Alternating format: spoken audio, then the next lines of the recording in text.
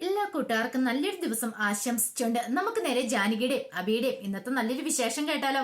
അങ്ങനെ ഇന്നത്തെ വിശേഷത്തില് അപർണയുടെ കർണം തീർത്തുനിന്ന് പൊട്ടിച്ചിട്ട് അപർണയോട് അമല് പറയണേ, അത് ഒരു കാര്യം ഞാൻ പറഞ്ഞേക്കാം, ഈ നിൽക്കുന്ന എന്റെ ഏട്ടനാ.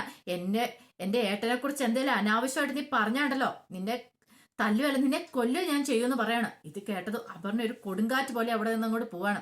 പെട്ടെന്ന് അഭിയോഗിച്ച്, എന്തിനാടാ നീ അപർണനെ തല്ലിയത്? തല്ലേണ്ട കാര്യമില്ലായിരുന്നു പറയാം. ഇതേ എന്റെ ഏട്ടനെ കുറിച്ച് എന്തെങ്കിലും ഒരു വാക്ക് സംസാരിച്ചിട്ടുണ്ടെങ്കിൽ ഞാൻ തല്ലുക മാത്രമല്ല, അവളെ ഞാൻ ഈ ഭൂമിയിൽ നിന്ന് തന്നെ പറഞ്ഞുവിടും. തമ്പിയുടെ മോളാ അവള്, ഏതവളുടെ മോളാണെങ്കിലും എനിക്ക് കുഴപ്പമില്ലെന്ന് പറയാണ്. ഇതൊക്കെ പറഞ്ഞിട്ട് അങ്ങോട്ടേക്ക് അമല് പോവാണ്. അബിക്കാണെങ്കിൽ വല്ലാത്ത സങ്കടമായിപ്പോയി. കാരണം താൻ കാരണമാണല്ലോ ഈ പ്രശ്നമൊക്കെ ഉണ്ടാകുന്നേ എന്നൊരു ചിന്ത അബിയുടെ മനസ്സിലേക്ക് വരുവാണ്. പിന്നീട് തമ്പിയും ഉണ്ണിത്താൻ വക്കീലും തമ്മിൽ കണ്ടുമുട്ടുവാണ്. അപ്പൊ തമ്പി ഉണ്ണിത്താൻ വക്കീലിനോട് പറഞ്ഞു, എന്താ വക്കീലേതേ എന്നോടൊപ്പം എല്ലാത്തിനും ചേർന്ന് നിൽക്കാന്ന് പറഞ്ഞിട്ട്, അതിനിപ്പൊ ഞാനെന്താ തമ്പി ചെയ്തേ? ഞാൻ നിങ്ങളോടൊപ്പം അല്ല നിന്നേന്ന് ചോദിക്കണം എന്നും പറഞ്ഞിട്ട് ഇങ്ങനെയൊക്കെയാണോ ചെയ്യണ്ടേ? നമ്മൾ പുറമേ നിന്ന് ഈ കളിയൊന്നും കളിച്ചിട്ട് കാര്യമില്ല.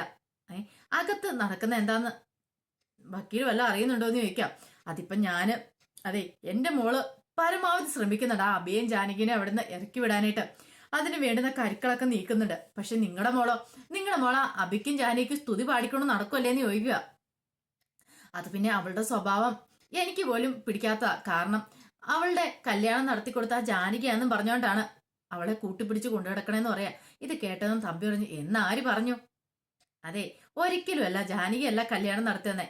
എന്റെ മോളുടെ ആ അമലിന്റെ കല്യാണം നടത്തിയതാൻ ജാനകിയാൻ സംഭവിച്ചു. പക്ഷെങ്കിൽ നിങ്ങളുടെ മോളുടെ ആ അമലിന്റെ കല്യാണം നടത്തിയെന്ന ജാനകിയല്ല എന്റെ മോളാന്ന് പറയണ. എന്റെ മോളോ? അപർണയാ? അതെങ്ങനെ അപർണയാ കല്യാണം നടത്തിയിരുന്നേ? അതെ, എന്റെ മോള് എന്റെ മോളുടെ ഭർത്താവിനെയും കൊണ്ട് അമലെന്ന് പറയുന്നവനുണ്ടല്ലോ, അവനെയും കൊണ്ട് ഒരു പാർട്ടിക്ക് പോയിട്ടുണ്ടായിരുന്നു. അവിടെ വെച്ച് കുറച്ച് മദ്യപിച്ച് വീട്ടിലേക്ക് വന്നതിന് ശേഷം ഈ കാര്യം പറഞ്ഞിട്ട് സൂര്യ കുറെ ചീത്തയൊക്കെ പറഞ്ഞു. അങ്ങനെ അവസാനം വഴക്കുണ്ടായി കഴിഞ്ഞപ്പോഴത്തേനും സൂര്യയുടെ മുഖത്ത് നോക്കി അമല് കുറെ ദേഷ്യപ്പെട്ടു. അതോടുകൂടി സൂര്യയ്ക്ക് അങ്ങ് മാനസാന്തരം ഉണ്ടായി. അങ്ങനെയാണ് സൂര്യ അവരുടെ കല്യാണം നടത്തി കൊടുക്കാനായിട്ട് തയ്യാറായെന്ന് പറയാ. നിങ്ങളുടെ മോളുടെ അജയുടെയും കൂടെ എന്ന് പറയണം. ഓഹോ, അപ്പൊ അതാണ് കാര്യം. പക്ഷെ വക്കീലേ, നമ്മൾ ഈ പുറമേ ഇതൊന്നും പറഞ്ഞിട്ട് കാര്യമില്ല. നിങ്ങളുടെ മോളോട് നിങ്ങൾ കാര്യങ്ങളൊക്കെ പറഞ്ഞ് മനസ്സിലാക്കാൻ നോക്ക്, എന്നാലേ കാര്യം നടക്കുള്ളൂ. എന്റെ മോൾ അവിടെ ചെയ്യാവുന്നതിന് മാക്സിമം ചെയ്തിട്ടുണ്ട്. ഇനിയിപ്പൊ അവളെ കൊണ്ടൊന്നും ചെയ്യാൻ പറ്റത്തില്ല. നിങ്ങളെ മോളോടും കൂടെ പറ എന്നൊക്കെ പറയണം. ശരി, ഞാൻ നോക്കാന്നൊക്കെ പറഞ്ഞിട്ട് അങ്ങനെ യാത്ര പറഞ്ഞിട്ട് അങ്ങോട്ട് പോവാണ്. പിന്നീട് അബി ഇങ്ങനെ ഹാളിലിരിക്കുന്ന സമയത്ത് അജയ് ഓഫീസിൽ പോകാനായിട്ട് അങ്ങോട്ട് ഇറങ്ങി പോന്നെ. അബിനെ കണ്ട് മൈൻഡ് പോലും ചെയ്യാതെ അങ്ങോട്ട് പോകാൻ തുടങ്ങിയപ്പോഴത്തേനും പെട്ടെന്ന് അബി വിളിച്ചു, അജയ് എന്ന് വിളിക്കണം. എന്താന്ന് ചോദിക്കണം. നീ എന്താടാ ഒന്ന് മൈൻഡ് പോലും ചെയ്യാതെ പോകുന്നതെന്ന് ചോദിക്കാം. അതിനിപ്പോ അതിന്റെ കാര്യം എന്താന്ന് ചോദിക്കും. ഓഹോ, അപ്പം ഞാൻ ഇത്ര പെട്ടെന്ന് നിനക്ക് അന്യനായെന്ന് ചോദിക്കുക. അങ്ങനെയുള്ള കാര്യങ്ങളൊക്കെയല്ലേ ഇവിടെ നടന്നുകൊണ്ടിരിക്കുന്ന ചോദിക്കാം. എടാ, നിനക്കറിയാലോ ആ റിസോർട്ടിന്റെ കാര്യം ഞാൻ അറിഞ്ഞിട്ടും കൂടെ ഉള്ള കാര്യമല്ല. അതിന്റെ പേരില് നിനക്ക് എന്നോട് മുഖം വെറുപ്പേണ്ട കാര്യമുണ്ടോന്ന് ചോദിക്കാം. അതെ, അബിയേട്ടൻ ഇനി അതിനെക്കുറിച്ച് കൂടുതൽ സംസാരിക്കണം എന്ന് പറയാം. എല്ലാരും ഞാൻ മനസ്സിലാക്കിക്കൊണ്ട് വരുവാന്ന് പറയണം. എടാ മോനെ, അങ്ങനൊന്നും പറയരുത്. എന്തേ അച്ഛൻ അങ്ങനെ എന്തെങ്കിലും ചെയ്തെന്ന് ഓർത്തോണ്ട്? അച്ഛൻ അങ്ങനെ ചെയ്തു പോലും. ഇത്രയും കാലം എല്ലാ കള്ളത്തരങ്ങളും മൂടി വെച്ചിട്ട് ഇപ്പൊ ഓരോന്ന് പറഞ്ഞുകൊണ്ട് വരുവാണോ? എടാ, ഇങ്ങനൊന്നും പറയില്ലൊന്നുമില്ലല്ലോ. നിന്റെ കുട്ടിക്കാലത്ത് നമ്മൾ ഒരുമിച്ച് കളിച്ചു വളർന്നല്ലേ. നിന്റെ കയ്യെ പിടിച്ച് ഞാനല്ലേ നടത്തിയിട്ടുള്ളേ. ഓ, ഇനിയിപ്പൊ ആ പഴങ്കഥകൾ പറഞ്ഞുകൊണ്ട് വരാനായിരിക്കും. അതൊന്നും നടക്കത്തില്ല എന്റെ അഭിയേട്ടാ. ഇങ്ങനെ പോയിട്ടുണ്ടെങ്കിൽ എപ്പോഴാ ഞാൻ ഈ വീട്ടിൽ നിന്ന് പുറത്താകുന്നെന്ന് എനിക്ക് പോലും പറയാൻ പറ്റില്ല. പിന്നെ എനിക്ക് ജോലിക്ക് പോയിരിക്കാൻ പറ്റില്ലല്ലോ. ജോലിക്ക് പോയാലല്ലേ കാര്യങ്ങളൊക്കെ മുന്നോട്ട് നീങ്ങത്തുള്ളൂ. അഭിയേട്ടനെ പോലെ വലിയ പണക്കാരനൊന്നും അല്ലോ ഞാന്. അഭിയേട്ടനെ മുന്നിൽ ഞാൻ ആരുമല്ലെന്ന് പറയണേ. എന്താടാ അജയ് നീ ഇങ്ങനെയൊക്കെ പറയണേ? എനിക്ക് കൂടുതലൊന്നും പറയാനില്ല. ഞാൻ ജോലി ചെയ്താലേ എനിക്കുള്ളൂ എന്നും പറഞ്ഞിട്ട് അജയ് അങ്ങോട്ട് പോവാണ്. അഭിക്ക് വല്ലാത്ത സങ്കടമായിപ്പോയി. പാവം, എന്താ എന്താ ചെയ്യേണ്ടതെന്നൊന്നും അറിയത്തില്ലാത്തൊരവസ്ഥയിൽ അബി ഇങ്ങനെ നിൽക്കുകയാണ്. താൻ ഇത്രയൊക്കെ പറഞ്ഞിട്ടും തന്നെ മനസ്സിലാക്കാനായിട്ട് ആരും ശ്രമിക്കുന്നില്ലോ എന്നൊരു ചിന്ത അബിയുടെ മനസ്സിലേക്ക് വരികയാണ്. ആ സമയം ശിശിര വക്കീല് നേരെ ശരണിനെ കാണാനായിട്ട് ചെല്ലുവാണ്. ശരണിനെ കണ്ടു, അതെ ശരണേ, ഇനി ഇതുമായിട്ട് മുന്നോട്ട് പോയിട്ട് കാര്യമില്ല. ജോയിന്റ് പെറ്റീഷനിൽ എത്രയും പെട്ടെന്ന് സൈൻ ചെയ്യണമെന്ന് പറയണം. ഇത് കേട്ടപ്പം ശരൺ പറഞ്ഞു, അതിന് എനിക്ക് സമ്മതമല്ലെന്ന് പറയണം. ആഹാ, അങ്ങനെയാണെങ്കിൽ പിന്നെ എനിക്ക് എന്നെ കൊണ്ടൊന്നും ചെയ്യാൻ പറ്റത്തില്ലെന്ന് പറയാം. ഇനിയിപ്പോ കോടതി കയറി ഇറങ്ങിക്കോളാൻ പറയണം. ശരൺ പറഞ്ഞു, ഞാൻ എന്ത് ചെയ്യണമെന്ന് ഞാൻ തീരുമാനിച്ചോളാം. കോടതി കയറി ഇറങ്ങുവാണെങ്കിൽ അങ്ങനെങ്കിൽ അങ്ങനെ ഒരു കാര്യം ചെയ്യാം. വക്കീൽ അവളെ ഒന്ന് പറഞ്ഞ് മനസ്സിലാക്കാൻ ശ്രമിക്കാൻ പറയാണ്. ആരെ? അമർദേനയോ? അതൊന്നും നടക്കുന്ന കാര്യമല്ല. ഈ സമയം ശരണ് തന്റെ വണ്ടിക്കകത്ത് നിന്ന് കുറച്ച് ഫയൽസ് അങ്ങ് എടുക്കുവാണ്. ഇങ്ങ് നോക്ക്, ഇത് ഞാനും ഹണി റോസ് നമ്മളുടെ ബന്ധത്തെക്കുറിച്ച് സൂചിപ്പിക്കുന്ന ഫയൽസാ. ഇതൊക്കെ അവളെ ഒന്ന് കാണിച്ചു പറഞ്ഞ് മനസ്സിലാക്കുക. ഞങ്ങൾ തമ്മിൽ ബിസിനസ് പരമായ കാര്യങ്ങളുള്ളൂ, അതിനേക്കാൾ അപ്പുറം ഒരു ബന്ധമൊന്നും ഇല്ലെന്ന്. ഇത് കേട്ട ശിശിര വക്കീൽ പറഞ്ഞു, അത് പറഞ്ഞിട്ട് കാര്യമില്ല. കാരണം നിങ്ങൾ ബിസിനസ് കാര്യങ്ങളും അല്ലാത്ത ബന്ധം ഉണ്ടെന്ന്, ബന്ധം ഇല്ലെന്ന് വരുത്തി തീർക്കാൻ മതിയായ രേഖകളൊന്നും നിങ്ങളുടെ കയ്യിലില്ലല്ലോ. നിങ്ങൾ ബിസിനസ് സംബന്ധമായ കാര്യങ്ങളായിരിക്കും, പക്ഷേങ്കിൽ അതിന്റെ ഇടയ്ക്ക് അല്ലാത്തൊരു ബന്ധം ഉണ്ടായിക്കൂടുന്നില്ലല്ലോ. എന്തുകൊണ്ടാ ശരൺ പറയാത്തേന്ന് ചോദിക്കണം. ശരൺ പറഞ്ഞു, അങ്ങനെ എനിക്ക് ബന്ധം എനിക്കില്ല. അത് ശരൺ പറയുന്നല്ലേ, അത് അമൃതയ്ക്കൂടെ ബോധ്യപ്പെടുത്തണ്ടെന്ന് ചോദിക്കണം. ഒരു കാര്യം ശരൺ പറഞ്ഞ് ബോധ്യപ്പെടുത്ത, അല്ലാതെ എന്നെ കൊണ്ട് ഇനിയൊന്നും ചെയ്യാൻ പറ്റത്തില്ല. പക്ഷെ ഒരു കാര്യമുണ്ട്, ഇങ്ങനെ പോയിട്ടുണ്ടെങ്കിൽ നിങ്ങൾ കോടതി കയറി ഇറങ്ങത്തുള്ളൂ, എങ്ങും ഒരിടത്തും എത്തത്തില്ല എന്ന് പറഞ്ഞിട്ട് അവസാനം വക്കീൽ അങ്ങോട്ട് പോവാണ്. ശരണാകപ്പാടെ തലയ്ക്ക് ഭ്രാന്ത് പിടിക്കുന്ന പോലെ തോന്നി. എന്ത് ചെയ്യണം എന്നറിയത്തില്ല. ആ സമയം അമൃതയുടെ അടുത്തേക്ക് അപർണ വരുവാണ്. അപർണ വന്നിട്ടുണ്ട്. ഇതേ അമൃത, ഒരു കാര്യം ഞാൻ പറഞ്ഞേക്കാം, നീ ഇവിടെ ഇങ്ങനെ ഇരുന്നിട്ടുണ്ടെങ്കിൽ എന്നും കൊന്നു നിനക്ക് ഇവിടെ ഇരിക്കാനേ പറ്റുള്ളൂ പറയാണ്. അല്ല എന്താ അപർണ, ഞാൻ എന്താ ചെയ്യേണ്ടതെന്ന് ചോദിക്കുകയാണ്. അതെ, നിനക്കറിയാലോ ഇവിടെ നടക്കുന്ന കാര്യങ്ങളൊക്കെ, എല്ലാ അഭിയും ജാനിയും കൈയടക്കിക്കൊണ്ടിരിക്കുക. നീ നിന്റേതായ കാര്യങ്ങളൊക്കെ ചെയ്തില്ലെങ്കിൽ അവസാനം ഒന്നുമില്ലാതെ ഇവിടെ നിന്ന് ഇറങ്ങേണ്ടി വരുമെന്ന് പറയാണ്. അറിയാം, നിന്റെ ശരണ്യ ഡിവോഴ്സ് കേസ് നടക്കുക, അധികം വയ്യാതെ നടന്നിട്ടുണ്ടെങ്കിൽ പിന്നെ നീ എന്തായി തീരും, ഒന്നുമല്ലാതെ തീരും. നിനക്ക് ഇവിടെ നിന്ന് ഇറങ്ങേണ്ട ഒരു സാഹചര്യം ഉണ്ടായിട്ടുണ്ടെങ്കിൽ നീ വെറും കൈയോടെ ഇറങ്ങേണ്ടി വരുമെന്ന് പറയാം. അതിനിപ്പം എനിക്ക് എന്ത് ചെയ്യാൻ പറ്റും, ഞാൻ എന്താ ചെയ്യേണ്ടതെന്ന് ചോദിക്കണം. അതിന് നീ എന്താ ചെയ്യേണ്ടതെന്ന് അറിയാവോ? നിന്റെ അച്ഛനോട് പോയി നിന്റെ വീതങ്ങളൊക്കെ ചോദിക്കണം. അത് മാത്രല്ല, ഇപ്പൊ അഭിയും ജാനകിയും നിന്റെ അച്ഛനെ കയ്യിലടക്കി വെച്ചിരിക്കുമല്ലേ. എനിക്ക് കൂടുതലൊന്നും പറയാനായിട്ട് പറ്റത്തില്ല, കാരണം ഞാൻ മരുമോളാ. പക്ഷെ നിന്നെ സംബന്ധിച്ച് അങ്ങനെയല്ല, നീ സ്വന്തം മോളാണ്. അപ്പൊ നീ കുറച്ച് കാര്യങ്ങളൊക്കെ പറയണം, അറിയാലോ.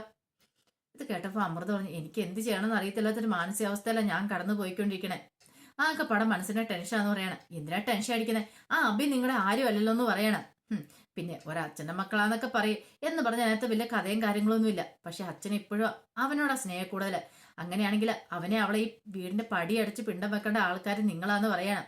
അവരിവിടെ ഉള്ളിടത്തോളം കാലം നിങ്ങൾക്കൊരു സ്വസ്ഥത സമാധാനമില്ല. ഒന്ന് ആലോചിച്ച് നോക്കി. അല്ലെങ്കിൽ എന്ത് സന്തോഷമായിട്ട് പോകേണ്ട വീടാ ഇത്.